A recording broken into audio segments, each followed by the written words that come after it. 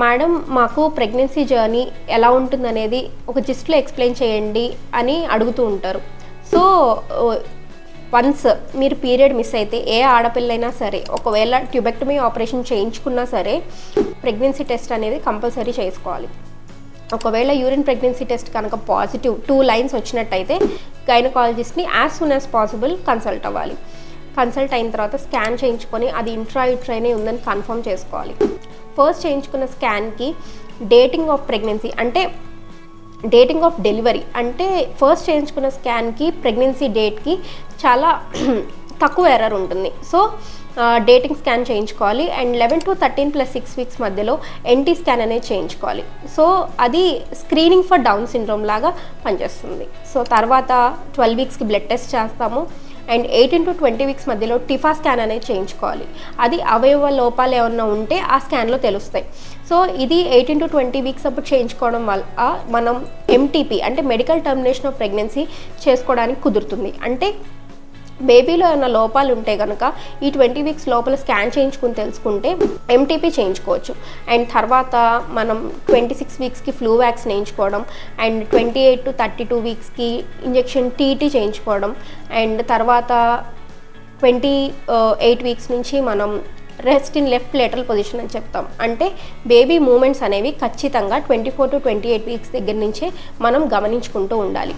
And ఆ గమనించుకోవడానికి మనం ఎడం పక్కకు తిరిగి పడుకొని గమనించుకోమని సజెస్ట్ చేస్తూ ఉంటాం. ఎందుకంటే ఎడం పక్కకు తిరిగినప్పుడు గర్భసంచి ప్రెషర్ అనేది బ్లడ్ వెసల్ మీద పడదు. సో పడినప్పుడు బేబీకి బ్లడ్ ఫ్లో ఎక్కువ ఉంటుంది. సో బేబీ గ్రోత్ హ్యాంపర్ అవ్వకుండా ఉంటుంది. తర్వాత 9th monthలో గ్రోత్ స్కాన్ అనేది చేస్తాం. గ్రోత్ స్కాన్ అంటే ఏంటంటే బేబీ గ్రోత్ ఎలా ఉంది అండ్ చుట్టూ లైకర్ ఎట్లా ఉంది. లైకర్ అంటే ఉమ్మనీరు. సో ఇది మానిటర్ చేసుకుంటూ డెలివరీ టైం అంటే 8th month 9th month వచ్చినప్పటి నుంచి పెల్విక్ ఎక్సర్సైజెస్ అంటే ప్రెగ్నెన్సీలో చేయాల్సిన పెల్విక్ ఎక్సర్సైజెస్ చేసుకోమని చెప్తాం.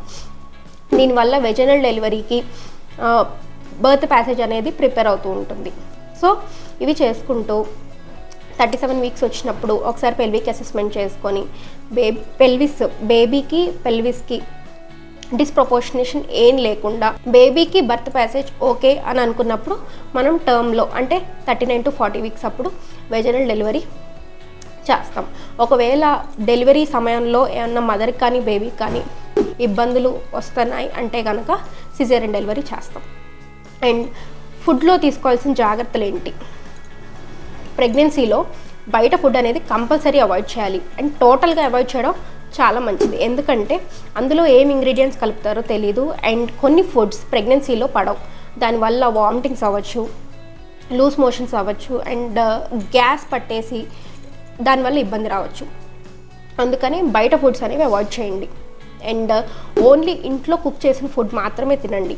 రా ఫుడ్ అనేది వద్దు. అండ్ డాక్టర్ ప్రిస్క్రైబ్డ్ మెడిసిన్స్ మాత్రమే యూజ్ చేయండి. ఎందుకంటే ఫీటోటాక్సిక్ మెడిసిన్స్ ఉంటాయి అండ్ కొన్ని సబ్స్టెన్సెస్ మదర్కి బేబీకి పడవు.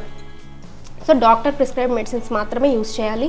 అండ్ ప్రెగ్నెన్సీలో బ్లీడింగ్, స్పాటింగ్ లాంటిది కనిపిస్తే వెంటనే డాక్టర్ని కన్సల్ట్ అవ్వండి. And the most important thing, every pregnancy is unique. మీ ప్రెగ్నెన్సీని వేరే వాళ్ళతో కంపేర్ చేయొద్దు.